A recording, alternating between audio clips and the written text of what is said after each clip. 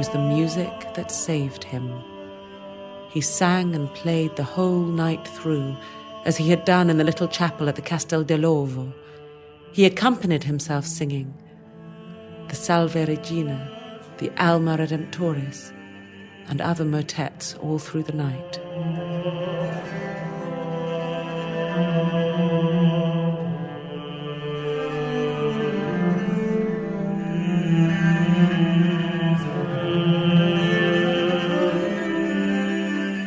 The palace resounded till dawn with his counterpoint, and all the musicians present stayed awake to listen to the marvels of his art.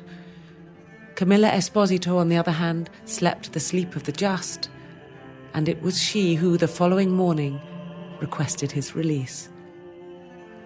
In her sleep, lulled by his music, the face of a woman had appeared to her, a woman who was holding half a Neapolitan medal in her hand. She herself, Camilla Esposito, had had the other half tied to her right wrist, ever since her mother had abandoned her at the door of the Annunziata, wrapped in a scrap of green cloth. Finding that half medal had been Camilla's daily dream.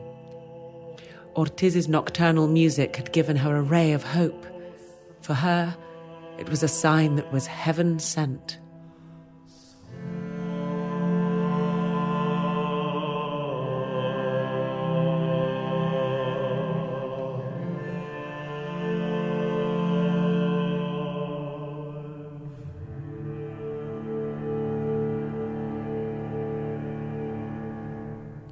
The Magister was bought fresh clothing, and there was no need for words. Everyone paid homage to him and his music, and had him taken to the Palazzo Reale, certain that one of these days he would be back to have them arrested in their turn. He did indeed return, but with a gift and a request. The gift was the Musices Liber Primus, and the request that they all foregather in the Chapel Royal prior to singing and playing at the solemn Vespers of the Certosa of San Martino in the presence of the Viceroy of Spain. The event occurred on the 11th of November, 1567. The performance began when one of the Carthusian monks struck a sharp blow upon one of the petals of the black stone flower in the chapel of St. John the Baptist, the cue for Camilla Esposito to sing the Dixit Dominus. Then everyone began to sing and play. Rodio, Danola, Valente, Dentice, and the Magister himself gathered around the large wooden lectern of San Martino.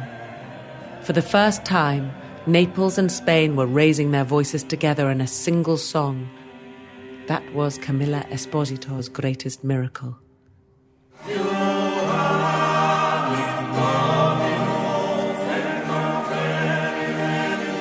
But another, more personal one was about to occur. At the word mater of the Benedicta Eis Celorum, the Neapolitan girl heard the half metal she wore attached to her wrist roll down to the floor, bounce twice, pause a moment at the feet of a nun kneeling in prayer behind the altar, and then move on to come to rest upon some marble grating. Camilla stopped singing and ran to pick it up. But at the same moment the nun ceased praying and put out one of her warm white hands to reach towards the floor. Their fingers touched. The girl raised her eyes and found that she was looking into the face of the woman who had appeared to her in her dream. As on that now distant night, now too the music of Diego Ortiz was resonating in the air around her.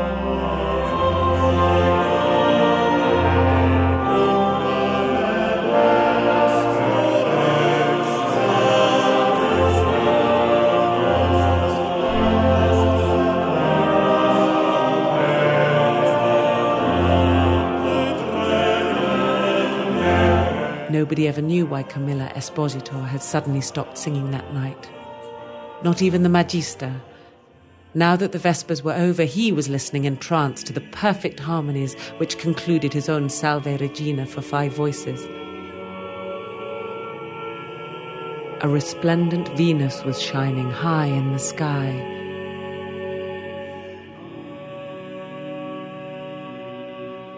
The moon was high above the horizon to the south.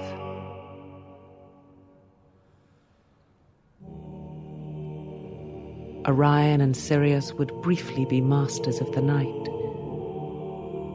But what was gradually fading away before his very eyes was nothing less than the music of the spheres.